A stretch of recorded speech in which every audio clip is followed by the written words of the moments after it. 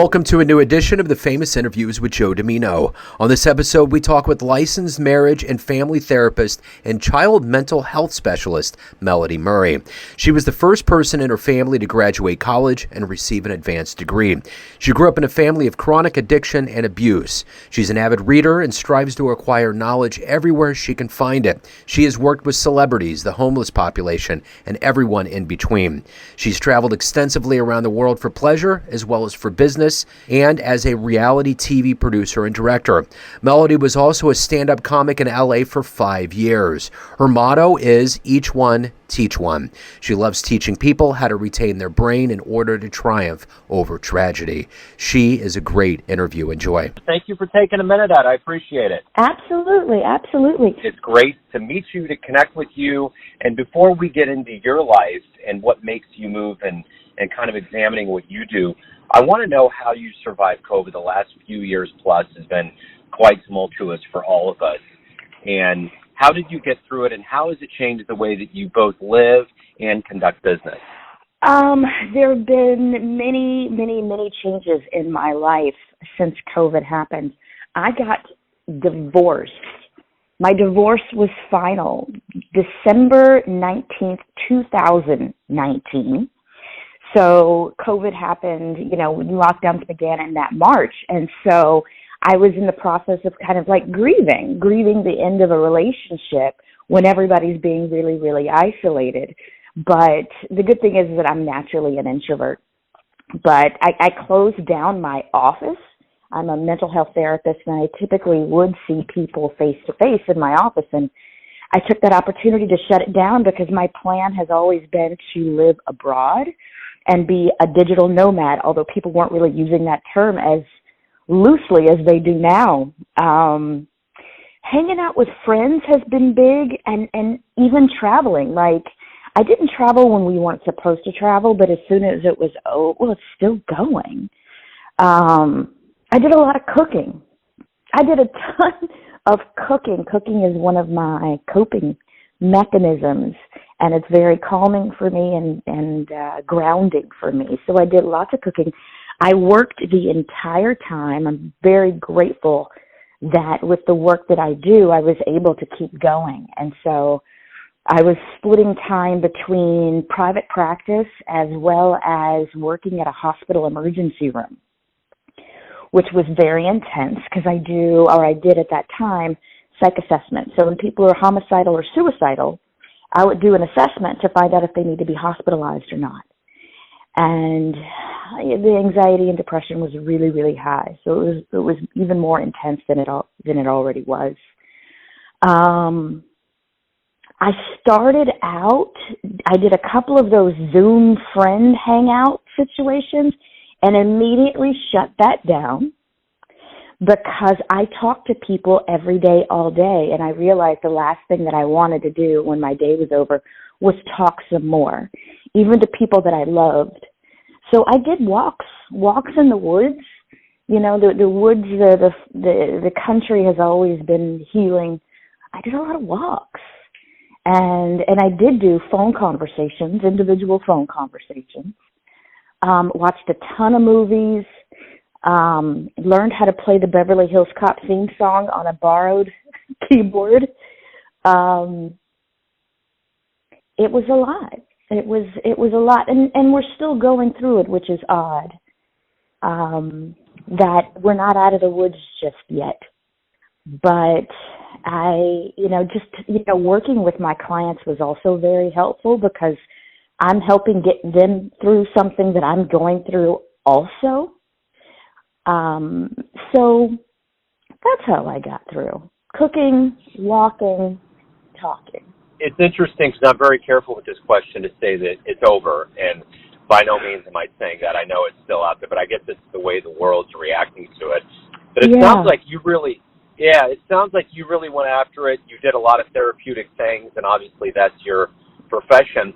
And I would imagine, not only were you probably thankful that you were able to work, but in your business, your line of work, I mean, things had to exponentially go up because mental health has become such a crisis. Yeah, it's absolutely exploded. And I had decided, because I mentioned earlier, I want to live around the world. And so I had decided the fall of 2019 to stop taking new clients because I knew that I was going to be moving around a lot, and my clients that have been with me for a while, they can handle the adjustments, but I really didn't want to put that, on brand new clients that were, in the beginning of their healing journey. So I decided to stop taking clients, I believe it was October of 2019. And then the pandemic hit and referrals were going through the roof. I was getting emails every day, all day from people wanting to start therapy. And it was mostly people who'd never been in therapy before.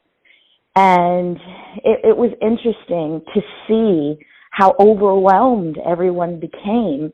And as a therapist, especially when you're starting out, there were so many therapists that are always concerned, like they're afraid that they won't be able to have a caseload. They won't be able to have a clientele. And that changed everything. So where everybody else was ramping up, I ramped down because I knew that I was also going through the same thing everybody else was going through. And I didn't want to burn myself out helping other people because then ultimately I wasn't going to be able to help anybody if I'm not helping myself and taking care of myself. So I just started taking new clients within the last couple of months, honestly, which has been interesting to, take on new clients and not be with them physically in the same room. So that's altered the people that I work with because I don't work with people who are in crisis because I can't lay my eyes on them. I need to be able to be in the same room with you if I feel that you're really, really in a tough spot. So it has changed the people that I've worked with for sure. So to get really to the essence of everything that you do, I'm going to put you in front of a bunch of third graders at a career day. Mm-hmm. And one of the kids is going to look up at you and say, "What do you do for a living?" How do you answer that child? My title is mental health counselor. And what that means is I help people learn how to feel better. I help people learn how to think differently. And that includes thinking more positively and doing things more, taking care of yourself in a more healthy way than you've done it before. I help people talk about the things that bother them so that those things don't bother them anymore. So let's go back to when you were in grade school, the third grade. What did you envision for your life? What was your dream when you grew up to become? You know what, Joseph? My childhood was so shitty that I did not have long-range plans. I mean, when you're in survival mode constantly, all you're trying to do is literally survive. So when I was a little kid, I didn't even know therapy was a thing. I wish I did because I definitely needed it, based on the things that I was going through. But, there was a time where I wanted to be a weatherman, and I literally say, I keep it that way, not meteorologist, because no one said meteorologist back then. It was weatherman, and it was weatherman because they were all men. So, that's something, that's what I wanted to be because I was so fascinated and still remain fascinated by the weather. I believe it's an equalizer in a lot of ways.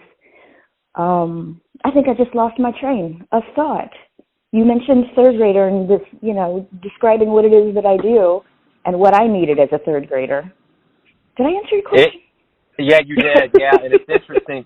It's interesting because every time I ask that question, there's like this automatic reversion to childhood, and there's kind of a giddy kind of airy quality to the answer because everybody gets to go back and you really dig beneath the layers. And, it sounds like with you, and I'm going to get back to this, but I guess my question to you now that you kind of look at your childhood and where you're at and what you're doing now, are you happy with how everything turned out? I am, and I'm surprised. I fully understand that where I am right now is very much a miracle life that unfolded, and I am grateful. I'm so grateful. I can't say the same for my older sister, who unfortunately went down the same path as our parents did. So I am grateful, and I never would have thought that I'd be in this position 40 years ago, but oh, damn, I'm grateful that I am. I guess that's my next question for you is that all of these, I mean, you kind of touched on your childhood, but all of these seeds are planted in you one way or another. What were the seeds that were planted in you that you think kind of grew into becoming a therapist? Growing up, I was always the kid that my girlfriends would talk to in a really deep way. Now, women and men are socialized very differently, and so women are, we're encouraged to open up. But it would go beyond just the basic opening up with me. So that was a big thing when I realized that I knew the private lives of all of our friends. I knew what was happening with their parents. I knew what was going on with them and their boyfriends or girlfriends. People always felt comfortable sharing with me. I think that was really, really, that was something that was important. My grandparents were entrepreneurs, and my grandfather had a construction company. Black man owning a company in a small Texas town, that's no easy feat. And he did that for years and kicked ass doing it. So, and I felt like, you don't have to work for someone else to be successful. You don't have to wait on someone else to choose you for a job or a role or anything. You can make your own way. And that was something that I saw early on with my grandparents. And the adventurous spirit, my grandfather was the major influence on me, and he traveled. Not extensively, not overseas or anything, but he was quick to, jump in his truck and go somewhere. He was a hunter, he was a fisherman, and he taught himself Spanish.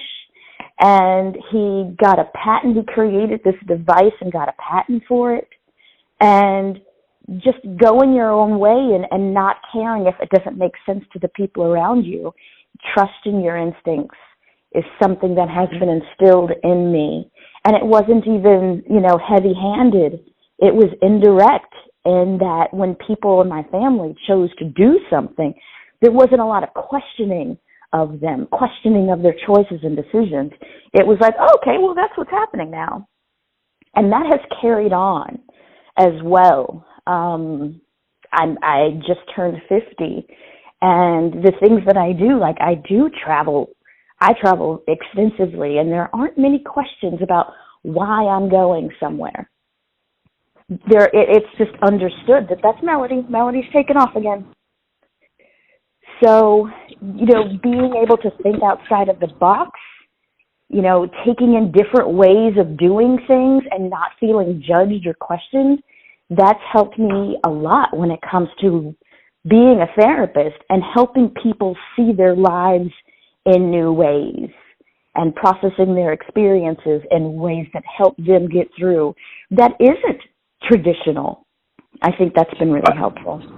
Yeah, I like that. That's great. Yeah, it's kind of my philosophy on life. So you may have already answered this, but I'm going to ask, who's been kind of your hero or role model for you consistently throughout your life? My grandfather, and even beyond death, he's in my heart all the time. So he was a major influence. And also my grandmother. My grandmother never went anywhere. She took care. She got married very young and had 3 girls very young. And so what she wasn't able to do, she made sure that her children and grandchildren were able to do. And so I was introduced to, foreign countries through magazines. And she was a cook, and she was a cook at a hunting lodge for very, very wealthy people that would come in from around the world.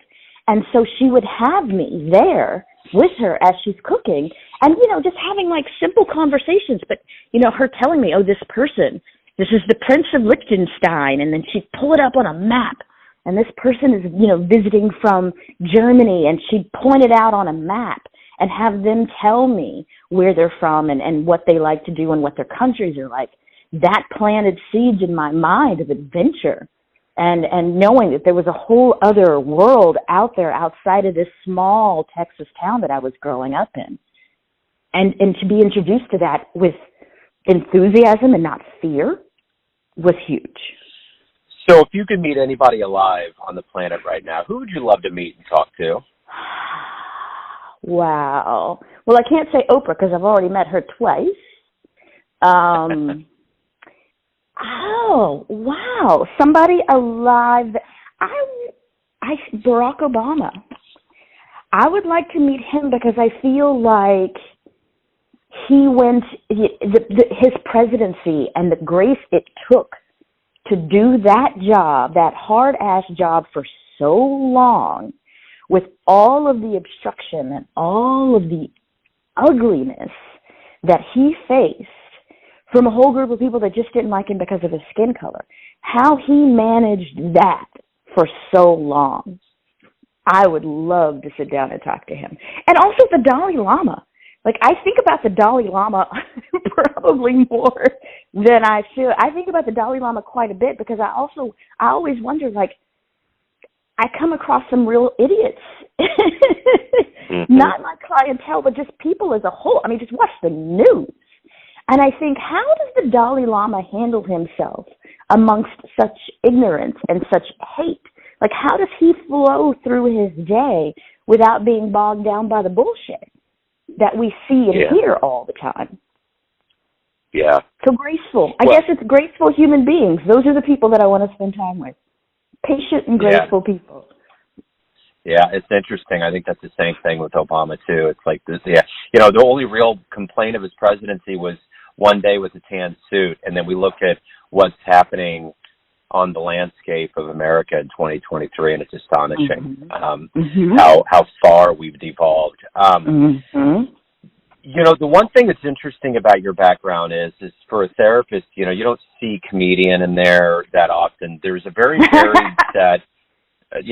There's a very varied set of things that have gone into who you are, and you really kind of opened it up already. But do you believe that all of those pieces of who you are and what you've tried to do and what you've done in your life ultimately benefit you in broadening horizons for people therapeutically? 100%. 100%. Because I think the comedy thing, that I've loved comedians since I was a little kid. I've watched stuff that I should not have been watching, and just felt so impressed by the ability to command an audience, to be on a stage by yourself, no instruments behind you, and have all eyes on you, and be able to speak and not be nervous. I was painfully shy as a child, still shy to an extent. But I didn't want people looking. I used to complain about my brothers and sisters, like, looking in my direction. That's how shy I was as a little kid. So I did a career day. I'm really deep into education. And I had a teacher friend reach out to me to come in and sub for career day because the speaker she had chosen had to cancel at the last minute. So I was like, what do you want me to talk about?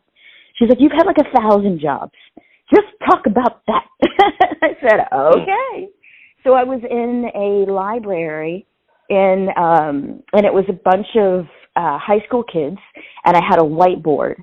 And so I got there a little early, and I wrote down every single job I've had. Every single job. And what I did was I talked to them about how I got from one thing to the next, to the next, to the next. Working in corporate America, and then running a film festival, and then being a TV producer, and then a comedian, and then jumping to mental health, and talking to them about how you can do whatever the hell you want. You can do all the things. You don't have to pick one thing. You can do all of them. You just have to be strategic about it.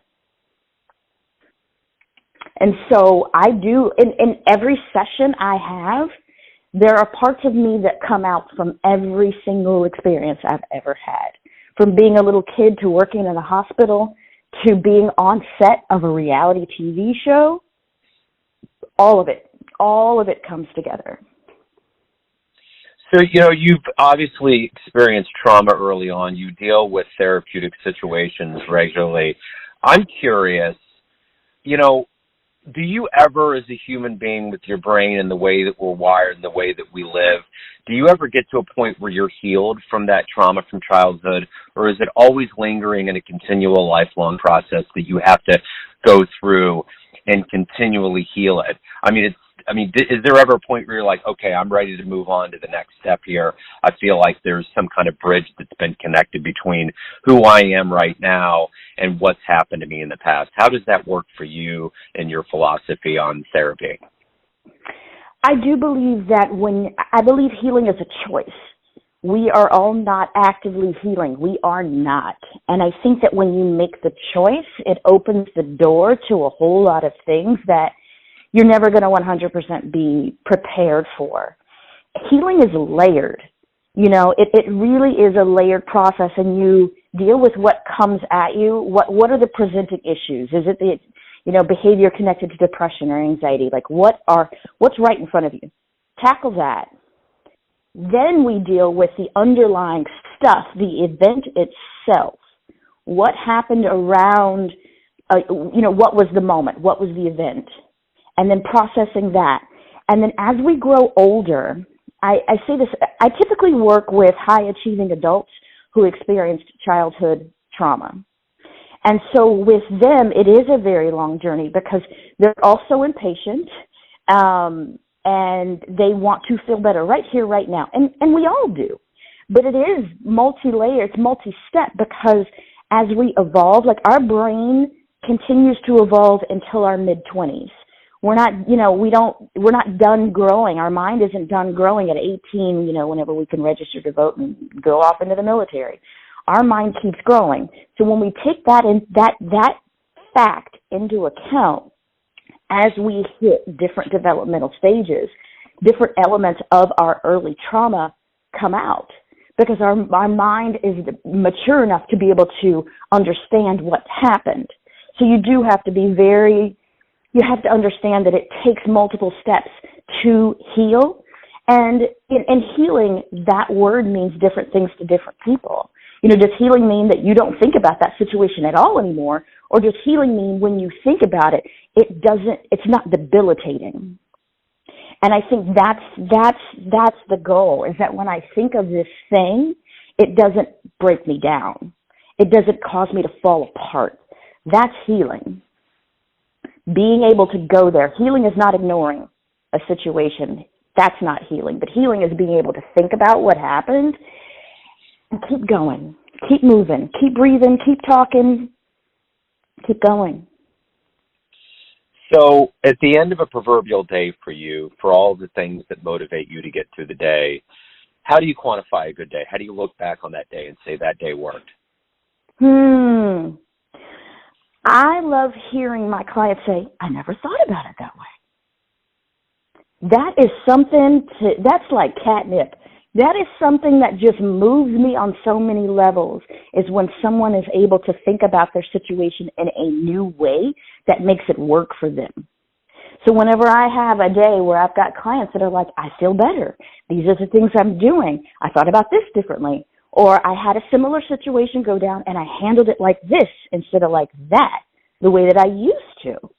Those are good days. So let's say you have a dream tonight. You run into, say, your 20-year-old version of yourself, and you could give that version of you a piece of advice based on the wisdom and the paths that you've chosen in your life. What advice would you give your younger self? It's funny. I actually had this conversation with myself the other day.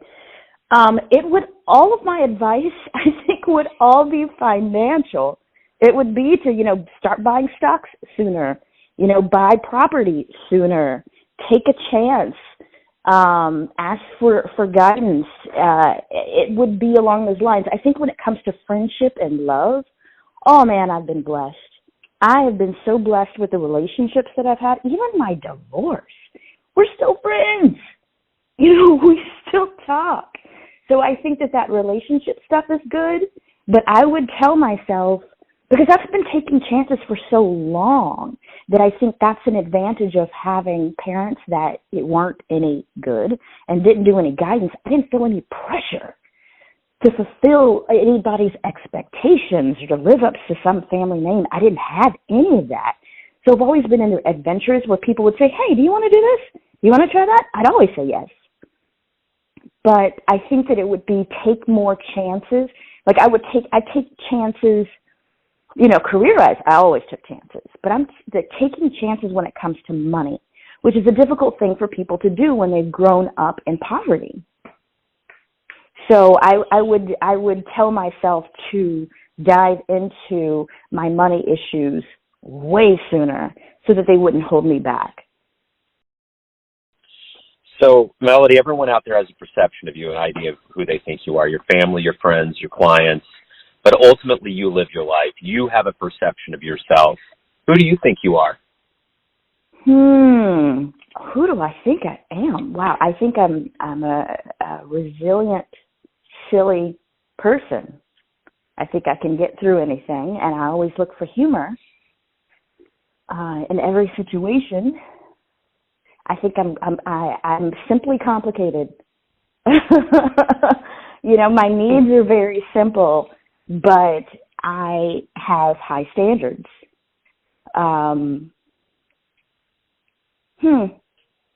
That's a great question. I think you answered it. Thanks for letting me off the hook so quickly. Well, no. I think you can go, but I think sometimes there is a perception that it's almost like a PhD dissertation, like it's like a doctoral thesis, but it really sometimes comes down to the simplicity of things. Yeah. But if you wanted to add to it, that's totally fine. No, I think I'm at the bottom of the well. Good. Well, Melody, hey, this has been refreshing and wonderful. Thank you for opening up and letting us into your world a little bit. Before we get out of here, let everybody know how they can learn more about you, your services that you provide, anything related to your world. Where do they go? Check out my website. It's Melody, LMFT. Melody is my first name, MELODY, and LMFT stands for Licensed Marriage and Family Therapist. So that is my handle on Instagram, on Facebook, and that is my website. Wonderful. Melody, thank you very much. Keep enjoying the travels and the healing, and have a great 2023. Awesome. Thank you so much, Joe. You do the same. Take care. Thanks for tuning in to another famous interview with Joe Dimino, where we cover the world of art, literature, business, spirituality, mental health, music, and more from around the globe. If you want to hear more interviews, visit the Famous Interviews with Joe Dimino channel on either YouTube, Spotify, or Apple Podcasts. Thanks again for listening, and until next time.